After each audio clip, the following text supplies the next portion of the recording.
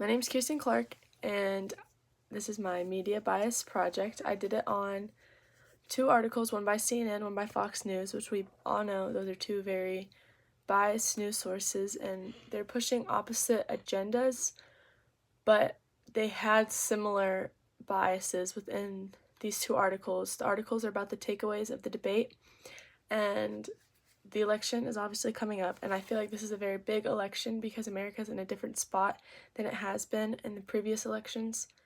Like, in terms of those who are alive and voting right now, this is like different than the other ones because we've all been through like COVID. There's been these social issues, and people have different priorities, like the economy over social issues. Like, I feel like those are people's two most things, like immigration, economy, abortion, and social issues, which is what the articles discussed.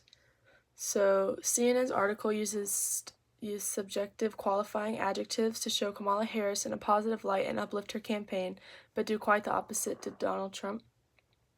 The article begins by her describing her plan to throw off Trump as a dramatic success, which is obviously subjective. Like, I might have not thought it was a success, but they were saying it was a success. And her plan was assumed by the author. She never came out and said what her plan during the debate was, so that's also like a fallacy. Fox News had avoided wording bias slightly by quoting most of their articles quoted, and just be like, they said, he said, she said kind of thing. But they had negativity bias when discussing what Trump said about abortions. They said that he addressed radical Democrats and repeated false claims about what he calls execution after birth. But CNN did mention the controversial things he said and like the negative things that would have negative feedback. But they also followed it up with that he has sought to moderate his stance and how he's trying to moderate his stance on abortion. CNN's word choice also made Harris seem more credible. For example, following statements made by Harris, it may say Harris declared or Harris defended herself. However, following statements made by Trump were phrases similar to Trump claimed, Trump just said, or Trump fought back, which made Harris, what she said, seem more true and credible. Whether it was a fact or not, it could have been a fact, could have not been. And what Trump said seemed aggressive and untrue, whether it was true or not.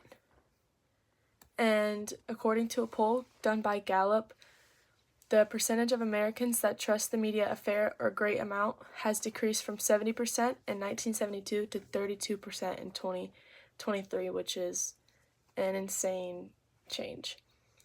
The percentage of Americans who have no trust in the media at all has increased from 5% in 1972 to 29% in 2023, which is also big. These are very alarming statistics. Those statistics contain both Democrats and Republicans. However, in 2023, about 11% of Republicans and 58% of Democrats trust the media greatly.